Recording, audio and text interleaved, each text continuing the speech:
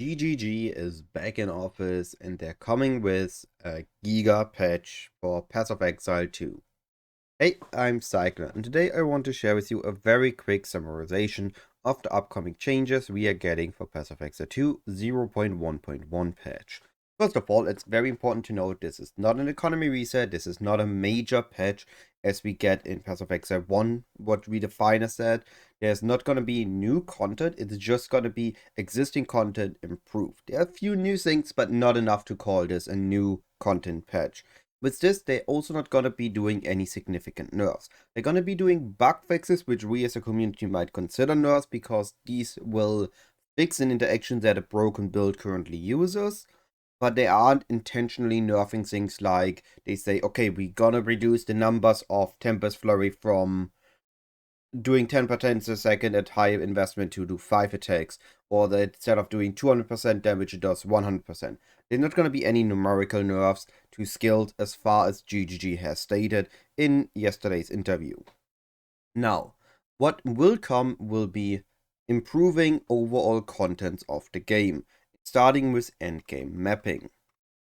The zoom feature, which has been figured out as a bug, will be implemented into the core game, so we can utilize it without a big bug.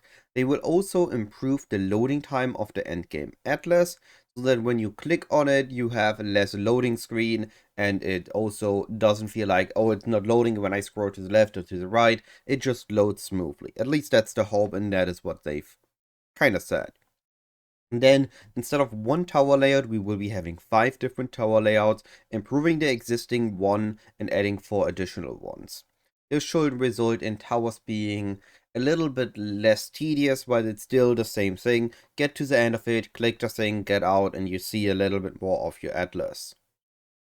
Then they made bosses appear more often, not just generally in your map, but there's also going to be precursor tablets that result in more bosses spawning on your atlas. The issue was that, well, some maps couldn't roll bosses. They were just not meant to have a boss on them. So the 1 in 4 map rule having a boss didn't apply to those maps, which resulted in it not actually being a 1 in 4. They adjusted it so this now will be a 1 in 4, but this also means that if you don't want to encounter bosses, you will see a lot more bosses on your maps that you might need to maneuver around, or you need to skip out of by leaving the map after with everything else and opening the map again and quickly running the map wide just to complete it.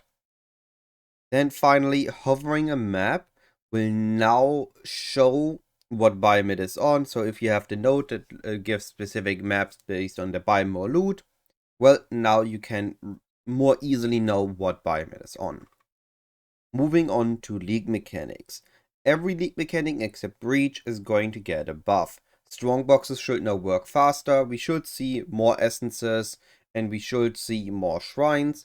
Then expedition vendors should have more rares now, meaning we should be able to get overall better items out of a expedition vendor view. Then we should get more simulacrum splinters, and omens should appear more often in ritual windows, making our old league mechanics a little bit more player friendly to interact with and feel a little bit more rewarding to do so. Then Pinnacle Content is getting a big improvement. There's 3 major improvements to Pinnacle Content. It's starting with final big Pinnacle bosses are gonna be giving you at least 6 tries, or well, giving you 6 tries on the first attempt. This should result in you having a more enjoyable learning experience and feeling less punished, and I need to have a broken build that one-shots the boss, otherwise I might as well not do it, because then it will just die and lose the content. Also, the Iron Citadel boss will now be a lot easier. This means that you can, well, hopefully kill him more easily. He's not going to do a one-shot at the end after he's already dead and in his death animation, and overall his abilities should do less damage, so that he is on level with the other Citadel bosses. And overall citadels will be highlighted in the fog, meaning you have an easier time identifying the locations of citadels and now being able to path towards them, meaning that citadel farming and access to the Arbiter of Ash will now be easier. Now, very quick caveat to the Arbiter of Ash and the Pinnacle boss fights. As far as we know, the Arbiter of Ash has been stated for additional tries. We don't know if it also affects Simulacrums, Breaches, and the King in the Mist. Next is item changes. Several uniques are getting a buff so that they are more powerful when you find them during the campaign. I don't think, or at least they haven't stated it, that they're gonna feel good in endgame as well. It just looks like a slight buff so they are more powerful during the campaign stages, meaning maybe leveling as a second character when you have access to a lot of uniques should feel even better now. They also readjusted the mod rates on items, and they have adjusted so that T5 rares can roll T4 modifiers if those are the maximum modifiers on that item.